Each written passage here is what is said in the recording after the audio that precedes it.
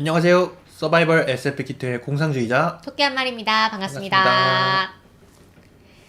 네, 오늘은 어떤 작품 다룰 예정인가요? 오늘은 저희 조규미 작가님이 저희한테 선물을 보내주셨는데요. 네, 탈출이라고 하는 그림북에서 네, 나온 책이고요. 그 다음에 B612의 음, 샘이라고 하는 요거는 창비교육에서 나온 책입니다. 그래서 이 네, 두 책을 다뤄보려고 하고요.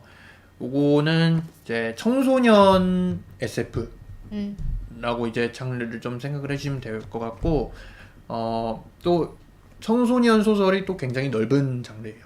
네, 굉장히 폭넓게 다뤄지는 주제고 그래가지고 제가 듣기로는 그 한국과학문학상에서 청소년 파트를 좀 뭐 한국 SF 네, 어워드에서 한국 SF 네, 어워드제. 청소년 파트 또는 아동 문학 파트를 음, 신설을 하자라는 신설을 했으면 좋겠다라는 그런 건의가 계속 들어오고 있습니다. 음, 네, 그래서 저희가 읽어봤을 때 이게 청소년들이 읽었을 때 가장 좋을 만한 그런 작품들이긴 하지만 성인이 읽어도 무리가 없는 충분히 굉장히 재미있게 읽을 수 있는 네, 좀 뭔가 또 주제들이 굉장히 네, 약간 사회 문제 이런 음, 거에 또 굉장히 좀 깊게 연관이 되어 있다 보니까 네, 읽으면서 좀 이런 이슈가 있었지 이런 음, 생각도 많이 들게 음, 하고 음, 굉장히 질문을 던지는 그 이야기들도 있고 그랬어요. 네. 음, 그래서 저희가 느꼈던 거는 어떤 교훈이 있는 이야기라고 하면은 좀 너무 재미없게 느껴지시잖아요. 근데 네, 교훈이 있다기보다는 그 나이 또래에 알아야 되는 내용인데 음, 학교에서는 가르쳐 주지 않는 그렇죠. 내용을 이 약간 먼저 산 어른의 입장에서 청소년들이 이거를 알았다면 내가 청소년기에 이걸 알았다면 훨씬 덜 상처받고 더 안전하게 그렇게 살 수 있었을 것이다라고 생각을 하면서 쓴 소설들이 많더라고요. 네, 또 그래서 오늘날에 또 네, 학교라는 것의 기능이 어떻게 보면은 점점 더 약간 축소되고 있는 것 같아요. 그것도 코로나 있죠. 때문에도 그렇고, 그렇죠. 그리고 또 점점 더 이 학교라는, 고등학교 특히, 고등학교라는 거 왜 다니냐, 음, 대학교 가기 위해서, 음, 이런 쪽으로 좀 점점 더 기능이 좀 음. 축소되고, 그런, 사교육도 그죠, 많아지고, 사교육도 네, 많아지고 그런 걸로 보이는데, 음, 이런 책들이 그래서 더 많아야 되지 않을까, 뭐 이런 음, 생각도 좀 들고요. 그러게요. 이게 좀 많이 읽혀야 될 텐데, 음. 네, 그 책을 읽을 시간들이 있을지 모르겠지만, 아, 또 청소년들이, 그런. 네, 그래도 이런 책들은 뭐 예를 들면 뭐 학교 도서관에 들어간다거나 음, 저도 잘 모르겠어요. 이런 책들이 많이 팔리는지 그리고 음, 많이들 읽고 있는지는 음, 잘 모르겠지만 오히려 어른들보다 어린 친구들이 더 책을 많이 읽는다는 통계도 있으니까 음, 네 그런 거를 음. 믿고 한번 어. 네, 또 학부모분들이시라면 만약 이 방송을 듣는 학부모가 음, 있으실지 모르시겠지만 이 네, 분들이라면은 또 이 책을 자녀분들에게 추천해 주시는 것도 좋을 것 같아요. 음, 그렇죠. 정말 추천해 줄 만한 책인 것 같아요. 음, 왜냐하면 우리보다 어린 친구들은 앞으로 더 과학과 사회가 융화된 그러니까 음, 과학 기술이 우리 삶에 더 많은 영향을 미치는 세계를 살아가게 될 거잖아요. 그렇기 때문에 오히려 SF를 일찍부터 접하는 것이 더 필요하지 않을까라는 생각도 들고요. 네, 음. 네.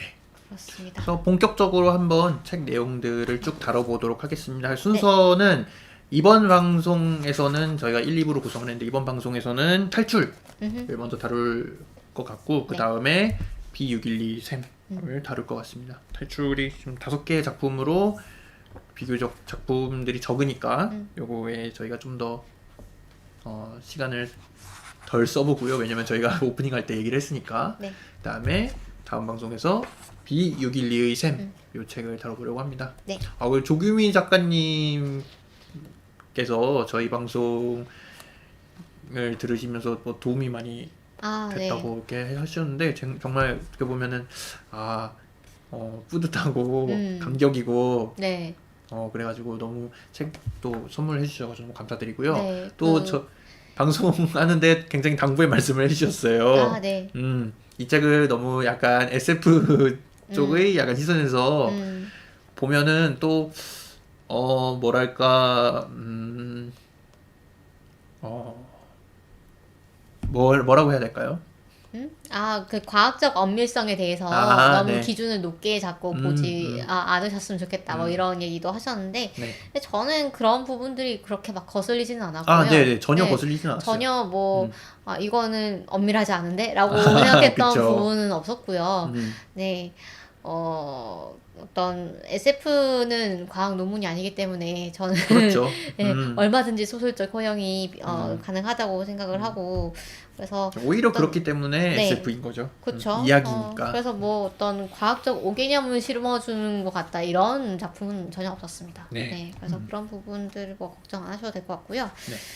죽음의 작가님이 이 탈출의 로봇 당번이라는 네. 작품을 쓰실 때 저희 방송의 그 EV 시간 다뤘던 방송 있잖아요. 네. 사나이 초기에 했던 그 EV 시간이라는 애니메이션을 다뤘던 그 방송을 들으시면서 영감을 얻으셨대요. 그렇군요. 네, 그래서 새로운 아이디어를 얻으셨다고 그래서 너무 감사하다고 이제 책을 보내주셨어요. 그래서 저희도 너무 보람이 있고 방송을 한 보람이 있고 그래서 이 책도 감사하게도 다뤄보게 되었습니다. 네.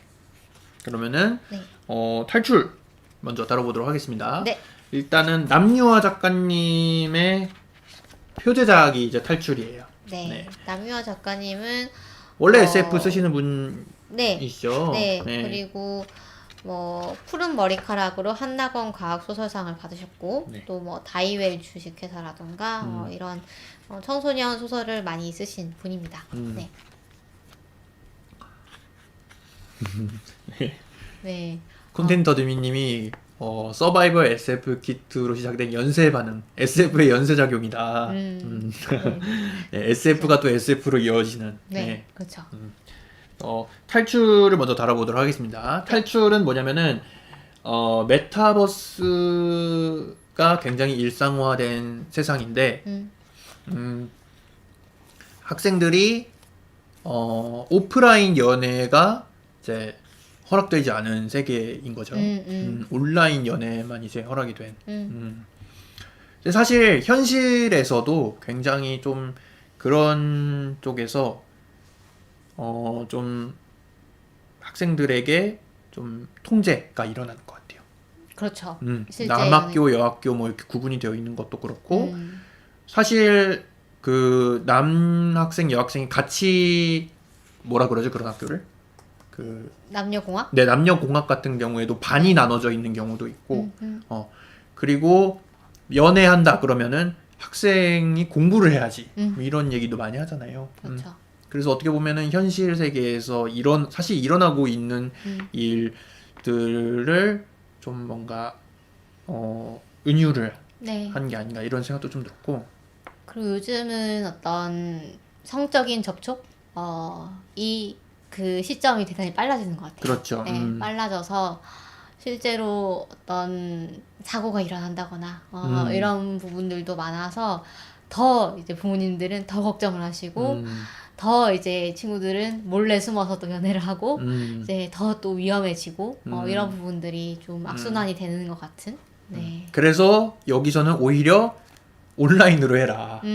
그래서 또 오늘날에 또 온라인이라는 게 굉장히 사람들이 서로 만나는 통로 중 하나잖아요. 그렇죠. 미국 같은 경우에는 보니까 그 사람들이 어떻게 서로 연인들이 어떻게 만났냐 그랬을 때 오늘날에는 그 인터넷이 1위래요.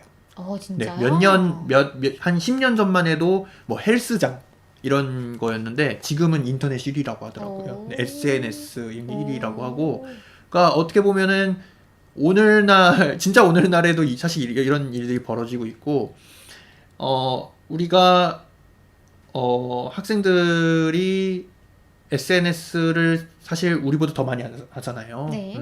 그러니까 SNS로도 사실 학생들이 사람을 더 많이 만나고 하겠죠. 근데 사실 제가 어릴 때만 해도 네. 저도 온라인 친구가 있었어요. 음, 저도 버디버디라는 당시에는 메신저가 네, 있었는데 네. 버디버디로만 만난 실제로는 한 번도 만나지 않았던 서울에 살았던 어떤 친구와 우정을 나누고 약간 그 사귀는 것처럼 되기도 했어요. 오. 사귀는 것처럼 막 이렇게 약간 그 버디버디가 있었고 그 다음에 포리프라는 게임이 있었거든요. 네. 네, 그 주사위의 잔영이라는 게임을 할 수 네, 있는. 네. 근데 이제 저희는 그냥 룬의 채팅을 아이들 그거죠? 그쵸. 네. 채팅을 하는 걸로 주로 이제 썼는데 거기서 약간 유사 가족 관계 같은 게 만들어져가지고 저희가 삼촌처럼 여기는 분이 한 분 계셨고 그 삼촌처럼 여기는 분이 저랑 그 친구를 대단히 이제 따뜻하게 바라봐주는 그런 네, 그런 관계가 이제 있었거든요. 그래서 말씀 듣고 보니까 저는 뭐가 생각나냐면 네. 메이플 결혼. 메이플 그쵸. 결혼 또 있잖아요. 네, 네, 네. 그것도 들어보면은 막 이게 건너서 막 충격적인 얘기 많이 들어요. 그래요? 자기가 초등학생 때 음. 어떤 사람하고 메이플 결혼을 했는데 만나보니까 40대 아저씨들. 어떡해. 네, 그런 얘기도 많이 듣고. 그래서 그 친구하고 막 생일날 이제 선물 소포로 막 주고받기도 하고 막 그랬거든요. 그런데 절대 만난 적은 없다는 거. 실제로 만난 적은 없고. 네. 그래서 그래서 이 이야기에서는 그런 온라인 연애가 네. 나오죠. 네. 온라인 연애가 메타버스 나오는데 상의. 네. 주인공이 이제 짝사랑을 하죠. 주인공이 얘 이름이 뭐였죠? 주인공? 네. 주인공이 회장을 네. 짝사랑을 하죠. 그런데 이 회장이 이제 이 사회에서는 학생들이 현실에서의 연애가 이제 금지가 되어 있어가지고 네. 그 호르몬 같은 거를 이제 몸에 이렇게 지속적으로 투여를 해주는 임플란트 시술을 이제 다 받고 있죠. 네. 근데 그런 것을 제거를 하려고 하는 네. 그런 탈출하는 그런 약간 어떻게 보면 일탈이라고 볼 수도 있을 것 같아요. 그렇죠. 일탈이라고도 볼 수도 있고. 네. 근데 작가님이 또 작가의 말에서 탈출하지 않는 아이들의 이야기도 한번 써보고 싶다. 뭐 이런 식으로도 말씀해 주셨어요. 어떻게 보면은 다양한 아이들이 있을 거잖아요. 그런 세계를 오히려 좋아하는 아이들도 있을 수도 있고, 그렇죠. 다양한 아이들도 있을 수 있는데, 네. 뭐 그게 뭐 틀린 모습은 아니니까. 네. 그런 이야기도 읽어보면 재밌을 것 같아요. 네.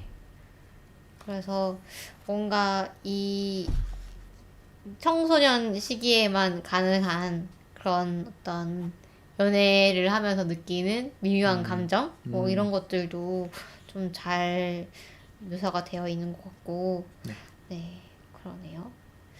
그 다음에 어떤 이런 탈출이 제가 봤을 때는 약간 루틴 같은 느낌이기도 했는데 루팅 이제 폰 루팅하는 거잖아요. 네네네. 해킹하는 거 핸드폰. 그쵸. 네. 해킹해서 내가 원하는 앱 깔게 되고 약간 그러니까 뭔가 룰을 벗어나는 거잖아요. 룰에 짜여진 세계를 벗어나서 내가 마음대로 할 수 있는 세계로 가는 그런 느낌도 들기도 했었습니다.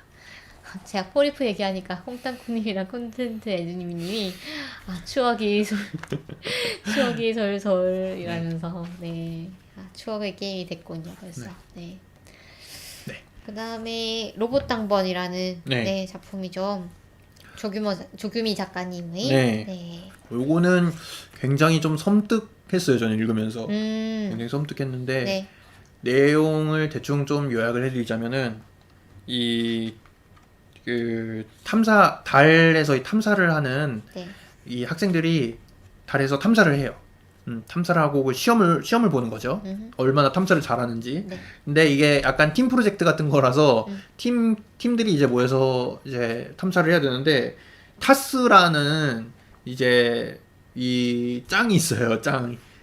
약간 그 포스 있는 어떤 선배인데 이 사람이 이제 굉장히 탐사를 잘한다. 이렇게 정평이 나 있는 거죠. 그래가지고 주인공이 굉장히 타스를 동경하는 그런. 근데 또 타스에 대한 구린 소문이 있어요. 이 사람 굉장히 어떤 강압적인 사람이다. 그런 소문이 있는데 그런 소문들 나는 아랑곳하지 않아. 나는 타스 선배 밑에서 A부를 받을 거야. 이런 식으로 주인공이 생각을 하고 있는 거죠. 근데 이 타스 선배가 이끄는 팀에 어떻게 우연히 들어오게 돼요. 주인공과 여러 등장 인물들이 들어오게 되는데 네. 로봇이 고장이 나잖아요. 음흠. 로봇이 고장이 나죠. 인부 9.0이라는 네, 인부 9.0이라는 로봇이 있는데 네. 이 동굴 탐사를 사람들만 하면은 아이들이잖아요. 아이들만 네. 하면 위험할 수가 있으니까 로봇이 이제 여기는 위험하지 않은지 이런 것들 봐주고 어느 방향으로 가야 되는지 그런 것들을 알려주고 그런 것들을 해주는 로봇인데 그게 이제 고장이 나잖아요. 네. 그런데 타스가 우리는 당장 가야 돼. 늦으면 안 돼. 그러면서 너가 로봇해. 이런 식으로 이제 하는 거잖아요. 넌 지금부터 로봇 역할이다. 네. 이게 굉장히 어떻게 보면은 학교 폭력 같은 거를 좀 염두하고 쓰신 게 아닌가. 이런 생각도 좀 들고 또 우리가 일반적으로 로봇이라고 하면은 감정이 없는 네. 그런 어떤 기계 네. 이런 식으로 저희는 생각을 하는데 이게 이런 식으로 들어와 보니까 굉장히 좀 약간 전복이 되는 느낌이 들더라고요. 그래서 그쵸. 굉장히 좀 읽으면서 섬뜩한 느낌이 들었고 이 타스의 어떤 역할도 보면은 학교에서 약간 일진 같은 거를 좀 어떤 캐릭터성을 부여하신 게 아닌가. 그럴 수 있죠. 그러니까 카리스마 있고 사람들이 많이 따르지만 그러나 그 사람이 어떤 주변에 영향력을 끼치는 그런 방법이 상당히 폭력적인 그런 인물들이 꼭 있는 것 같아요. 좀 학교에? 약간, 예. 그 옛날에 뭐 우리들의 일그러진 영웅 이런 데서 엄석대. 네, 나오잖아요. 네. 네, 아주 타석대였군요. 유구한 네 그렇죠. 그리고 사실 뭐 저는 이 로봇 당번을 읽으면서 뭐 그런 생각도 했어요. 이 로봇과 인간의 그러니까 우리가 로봇이라는 거를 어떻게 정의를 하고 있는가. 라는 이제 로봇에 대한 선입견일 수도 있고 어떻게 보면 네 그런 부분들도 좀 드러나는 게 아닌가라는 생각도 들고요.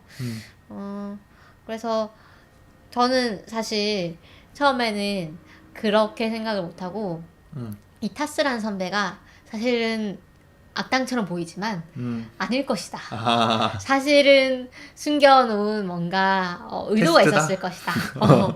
또 다른 테스트다. 네, 그렇게 생각을 했거든요.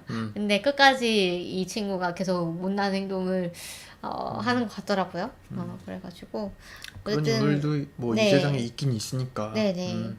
그래서 이 팀 활동에서 사실 내가 뭔가 민폐가 되는 것 같고 이랬을 때 상당히 압박을 받는 부분 이런 데에 대한 그런 심리도 잘 표현을 해주시는 팀 것 프로젝트 같고 하면은 네. 그러니까 이게 어떤 실적이 걸려 있을 때 그게 나 때문에 이제 다른 친구들한테 피해를 줄 수 있다 이런 것들이 상당히 부담이 되죠. 네, 부담이 되고 그걸 가지고 이제 압박을 하면 정말로 큰 폭력이 되는 거고 그런 것도 있는 것 같습니다. 네.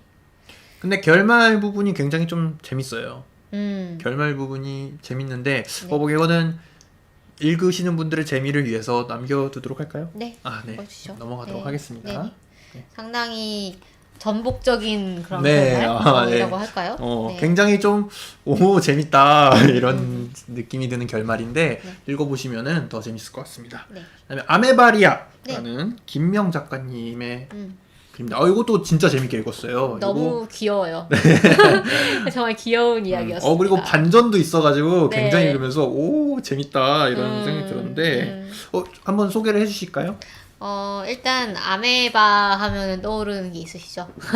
아메바 이 꿈틀꿈틀 네, 움직이는. 꿈틀꿈틀하고 단세포 동물인가요, 걔가? 그쵸, 단세포 동물이죠. 그리고 우리 아메바 하면은 상당히 뭐라 할까요? 그 저차원의 그런 동물이라고 생각을 하는데 어쨌든 아메바리아라는 그 외계인이 있는 거죠. 정말로 이 꿈틀꿈틀하고 약간 슬라임 같은 네. 맞아요. 그런 이제 외계인이 있는데 외계인이 지구에 정착을 한 거예요. 어떻게 우연히. 그런데 이 지구에 정착을 해서 지금 모녀가 살고 있습니다. 엄마와 딸. 그래서 주인공이 딸인데 이 딸은 이제 여고생이고요. 그다음에 엄마는 빵집을 하고 있고요. 그래서 사이좋게 지내고 있는데 어느 날부터 이제 앞집에 그 자주 오시는 뻥튀기 아저씨가 우리를 감시하는 것 같아. 그러면서 뭐 외계인을 막 이렇게 좀 찾는다고 막 이렇게 하는 거예요. 그래서 주인공이 우리 정체를 들키면 어떡하지? 이러면서 이제 외계인 불안해하는. 헌터가 아니까 왜냐면은 그 외계인을 신고를 해가지고 포상을 받는 외계인 네. 헌터가 있잖아요. 네네. 음, 네. 그래서 그런 거 아닐까 뭐 이러면서 불안해하는 뭐 그런 내용인데 그 뒤에 전개가 이제 뭐 어떤 뭐 어떻게 어디까지 얘기를 해야 스포가 안 될지 조금 또 고민이 그 되네요. 현민이라고 하는 네. 등장인물이 또 나오잖아요. 네네. 현민, 네. 아르바이트생. 그쵸. 그 빵집에 그 잘 웃고 아주 친절한 펀칠하게 아르바이트생, 생긴. 아르바이트생이 있고요. 그래가지고 뭐 이런 뭐라고 해야 될까요? 그래서 모종의 사건이 일어납니다. 어떤 사건이 일어나고 누군가가 침입을 해서 이 모녀를 괴롭히는데 근데 이제 기지를 발휘를 하고 또 어떤 도움을 받아서 이제 극복을 해 나가는 뭐 이런 내용인데 그래서 상당히 분위기는 말랑말랑한데 근데 이렇게 이루어지는 어떤 범죄 이런 사건? 것들은 사건은 상당히 또 현실감 있고 좀 무섭기도 하고 그런 면이 있어요.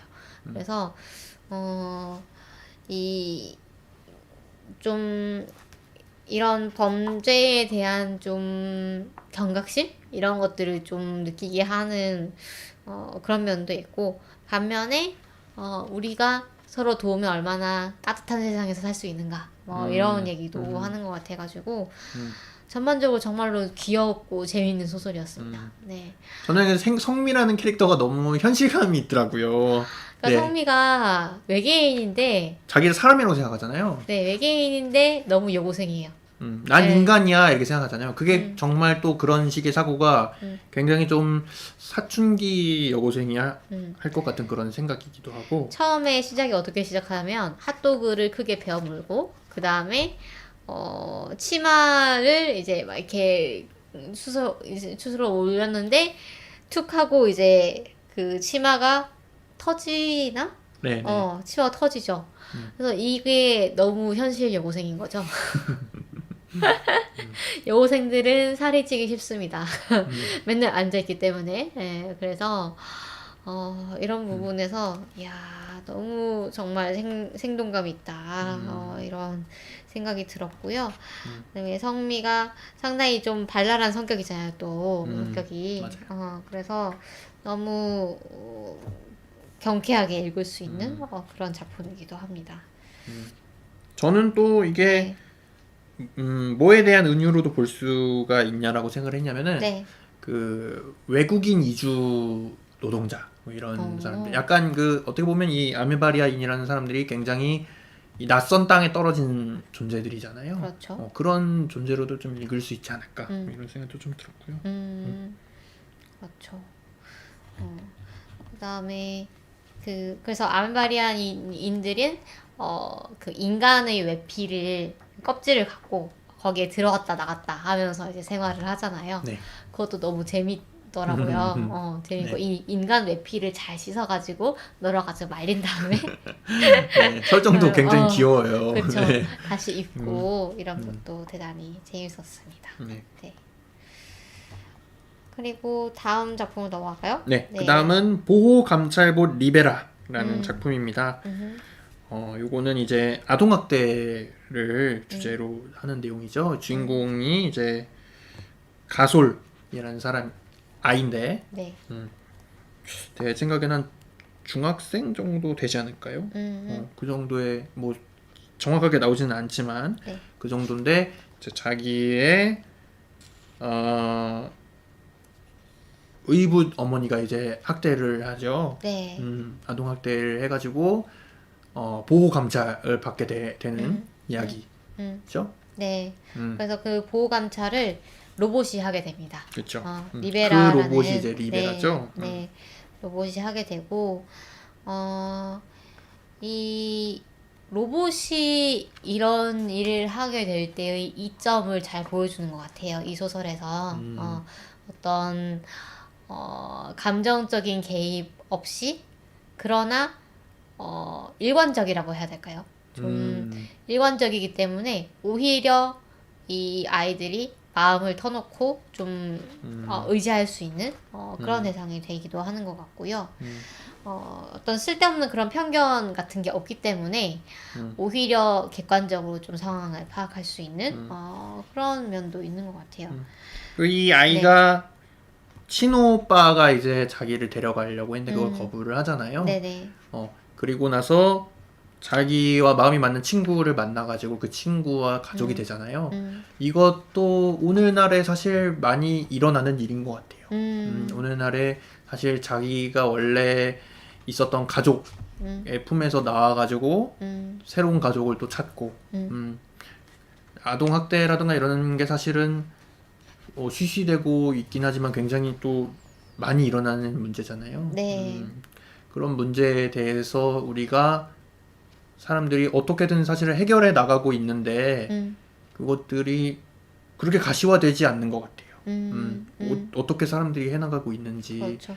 여기서도 보면은 일단은 이런 제도가 이 성립된 미래를 그리고 있거든요. 네. 이런 보호감찰 제도, 그다음에 보호감찰을 하면서 그동안 이 아동을 이 좋은 세이프 하우스에 지금 이제 머물 수 있게 하잖아요. 네. 이런 시스템이 이때는 갖춰져 있는 거죠. 지금은 없지만 지금도 비슷한 게 있을 수도 있어요. 그런데 이 정도로 어떤 잘 갖춰지진 않았을 것 같아요. 그래서 사실 네. 뭐 그 아이가 가출을 해가지고 실종 신고를 했는데 경찰이 오히려 데려다가 다시 그 집에 넣는다거나 그런 일이 그렇죠. 현실에서 벌어질 것 같아요. 제 생각에는. 그렇죠. 뭐 오늘날에 뭐 가정폭력 이런 것도 사실은 경찰들이 그런 것들 해결을 잘 못하는 경우가 많잖아요. 그런 것들 보면은 네. 그런 일들이 비일비재하게 일어날 것 같고 저는 이걸 읽으면서 약간 아쉬운 부분이 있었어요. 어떤 부분이냐면은 네. 이 주인공의 계모가 이 음. 아이를 학대하는 걸로 나오잖아요. 네. 근데 사실은 이것도 좀 편견에서 비롯되지 않았을까 이런 설정이. 계모는 이제 네, 다 친아이를 나쁘다. 싫어한다. 네, 왜냐면 사실은 친부 친모도 자기 아이 학대를 많이 하거든요. 그렇죠. 그리고 근데 여기서도 친부가 방관을 하잖아요. 그쵸. 계모가 괴롭히는 걸 방관을 하고 거기서 이 친구가 정말로 절망을 하잖아요. 네, 그런 부분도 보이는 것 같아요. 근데 계모가 오히려 그 자기 그 아이 그 남편의 아이를 진짜 이렇게 사랑으로 보듬어주고 그런 경우도 많이 있긴 하거든요. 그럼요. 네. 제 생각에는 왜 그런 것들이 미디어에 많이 노출이 되냐면은 친모가 자기 친부가 자기 아이를 학대하는 경우는 미디어에 많이 노출이 안 되는데 계모가 아이를 학대하는 경우는 유독 미디어에 많이 노출이 된단 말이죠. 제 생각엔 그 미디어에 노출되는 것 자체가 약간 편견에서 비롯이 되는 것 같아요. 이런 일이 있다, 봐라, 막 이런 식으로 좀 미디어에서 역시 애는 친엄마가 키워야 된다. 네, 그런 식으로 이제 뉴스에서 이렇게 보여주는 면이 있지 않나 이런 네. 생각이 좀 들어가지고 이거를 굳이 계모로 설정을 했어야 됐을까? 그것을 설정하지 않고도 사실 이야기는 똑같이 만들어질 수 있잖아요. 그렇죠. 친모로도 네. 이야기는 네. 똑같이 만들어질 수 있으니까 그런 부분이 좀 아쉽게 느껴졌어요. 그럴 수 있죠. 그리고 아까 제가 제도가 정비됐다고 하는데 그 자립권이라는 개념이 또 나오잖아요. 그쵸. 그것도 굉장히 재밌었고. 그것도 재밌고 여기 보면은 아지랑이 콜 기기가 있는 게 또 신기했죠. 여기 보면은 아지랑이 아하. 아이를 지키고 사랑하는 이라는 뜻인데 그 아동 청소년이 가정폭력으로 사망하는 경우가 너무 늘고 이걸 자시할 수 없게 되니까 이 아이들이 초등학교에 입학하면 일괄적으로 이 콜 기기를 가지고 있다가 이걸 누르면은 이제 그 경찰이 와서 그 부모와 아이를 분리를 시키는 거죠. 그리고 부모와는 완전히 이제 이별을 할 수도 있는 그런 상황에서 이제 아이가 이걸 누르게 되는데, 그래서 주인공도 몇 번이나 이 학대를 받으면서도 몇 번이나 이 갈등을 하죠. 이걸 누를까 말까 누를까 말까 정말로 고민을 하다가 끝끝내 이제 누르게 되는 그런 내용입니다. 그래서 보호감찰을 받으면서 그 친구를 찾았는데, 친구가 약간 성별을 좀 자신의 성별을 지성 성별과는 좀 다르게 생각을 하잖아요. 그래서 그런 부분이나 이런 보호감찰을 받는 애들에 대한 그런 편견이라던가 이런 거를 가진 그 아파트에 사시는 진상 아저씨가 나오잖아요. 그 아저씨 캐릭터가 너무 현실적이더라고요. 너무 현실적이어가지고 저 되게 꿀밤을 한대. 있을 법하다. 상당히 이런 캐릭터는 다뤄야 되는 캐릭터라고 생각을 했어요, 저는. 네, 그래서 그런 부분도 재밌었고, 그 다음에 리베라의 정체에 대해서 마지막에 이제 반전이 있는데요. 네, 맞아요. 그 부분도 상당히 감동적입니다. 네, 그래서 또 이제 근데 저는 마지막에 보면은 이제 친오빠가 얘네 이 주인공을 데려가려고 하다가 주인공이 거부를 하잖아요. 그 부분도 약간 아까 공상님이 말씀하신 그런 부분, 어떤 편견에서 벗어난 전개라고도 할 수 있을 것 같아요. 그러니까 친가족이면은 다 잘해줄 것이다. 맞죠. 거기서 벗어난 것 같고. 네, 그래서 저는 얼마 전에 우연히 이제 동영상을 보다가 저기 보육원 출신의 사회적 기업을 만든 분의 인터뷰를 봤거든요. 그런데 보육원이 상당히 환경이 안 좋대요. 그러니까 요즘도 어떤 면에서 안 좋냐면, 일단은 정말로 이 어떤 식사라던가 잠자는 곳이라던가 이런 환경이 안 좋을 때도 있지만 정서적으로, 그러니까 그 안에서 폭력이 너무나 빈번하게 일어나고, 그러니까 나이든 친구들이 나이 어린 친구들을 상당히 학대를 하고, 근데 보육원 선생님들이 이거를 방치를 하고 방관을 하고 그래서 거기서 나올 때도 보육원을 졸업을 할 때도 어떤 아무런 그런 기반 없이 나가다 보니까 제대로 된 일자리를 구하기도 어렵고, 그래서 나쁜 길로 빠지기가 너무 쉬운 환경인 거죠.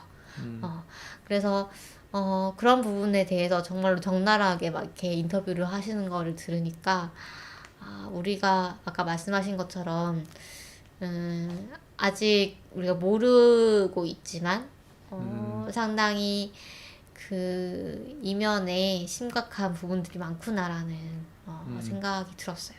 그래서 이런 소설을 통해서 그런 부분에도 좀 조명이 가해지면 좋겠다라는 생각이 듭니다.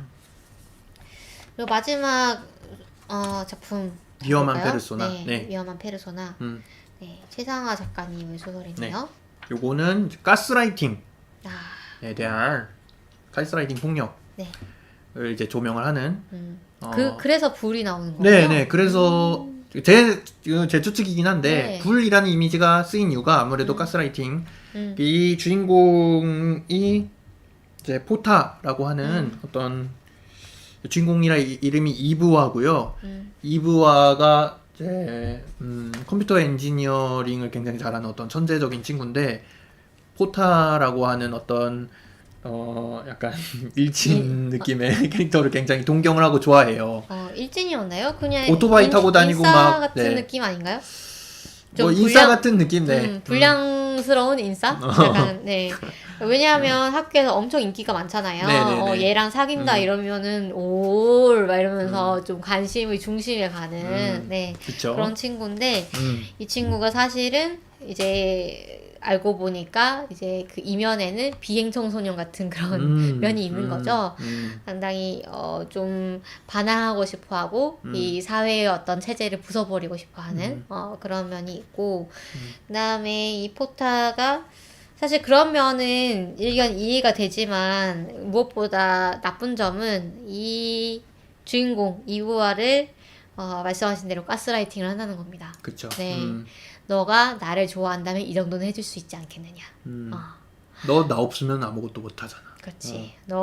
내가 없어도 그렇게 관심을 받을 거라고 생각해. 이렇게 하면서 점점 이 이브아의 어떤 자아를 점점 깎아내리고 작게 만들고 그렇게 함으로 인해서 자기가 조종하기 좋게 만드는 그런 짓을 하는 거죠. 그래서 그것에 대해서 이브아가 처음에는 이렇게 당하다가 사이다 결말이어서 저는 네. 마지막에 이런 작품이 있어가지고 좀 마음이 편했어요. 그런 이런 사이다 결말 작품도 하나 있구나 이런 느낌이 들어가지고 네, 뭐 다른 작품도 이렇게 뭐 결말이 막 다 나쁜 건 아니지만 이 작품은 유독 약간 주인공이 이렇게 딱 딛고 일어서가지고 안 돼 이렇게 외치는 그렇죠. 그런 작품이어가지고 마지막에 읽으면서 쫙 좀 이렇게 마음이 이렇게 좀 홀가분해지는 느낌이 있어가지고 그렇죠. 읽으면서 마음이 좀 편했습니다. 네. 이 작품들이 다 이제 작품 말미에 작가의 말이 조금씩 붙어 있어요. 그래서 오히려 또 좋았던 것 같은데, 최상화 작가님은 이렇게 얘기를 하세요. 나를 좋아해 준다는 사실에 감격해서 무조건 상대를 따르던 시절을 떠올리면서 이 작품을 썼다. 라고 하는데, 근데 청소년기에 이런 경우가 진짜 많은 것 같아요. 저도 어떻게 생각하면은 조금 위험했던 순간도 있었던 것 같고, 그래서 상당히 이렇게 빠지기가 쉬운 것 같거든요. 왜냐하면, 약간 저의 경우에는 좀 그랬던 것 같아요. 내가 상대방을 좋아한다는 감정, 이 뭔가에 대해서 규정을 처음 해보는 거잖아요. 그쵸. 그러니까 어디까지가 좋아하는 거지? 좋아하면 어디까지 해줘야 되는 거지? 좋아한다는 거는 어떻게 하는 것이지? 사귄다는 거는 어떻게 하는 것일까? 이런 거에 대해서 아무런 개념이 없으니까 상대방이 원래 사귀면 이렇게 하는 거야 라고 하면은 그걸 그냥 받아들이게 되는 거죠. 네. 그래서 그런 부분이 상당히 취약하기 때문에 이런 소설은 진짜로 청소년들이 꼭 읽었으면 좋겠다는 생각이 저는 또 들기도 했었습니다. 또 이 작품의 세계관이 약간 그 모호하게 제시되는 면이 있어가지고 좀 읽으면서 굉장히 호기심이 생겼거든요. 그쵸. 불을 피우는 게 금지가 돼 있잖아요. 그렇죠. 그런 부분이라든가 그런 것들이 굉장히 좀 뭔가 세세하게 설정이 되어 있을 것 같은데 작품 내에서는 이게 뭐 명확하게 이렇게 좀 다뤄지진 않아가지고 읽으면서 좀 어떤 세계일까 이런 것들이 계속 궁금하긴 했는데 그렇죠. 불을 피우는 것 자체가 어떤 사회에 대한 아주 큰 반항이 되는 네. 그런 세계라고 하니까 이 이미지 자체가 되게 좀 매력적이긴 했어요. 네. 저도. 네. 네. 그러면 오늘 탈출이라는 이 책 다뤄봤습니다. 네. 너무 재밌었고요. 네. 네.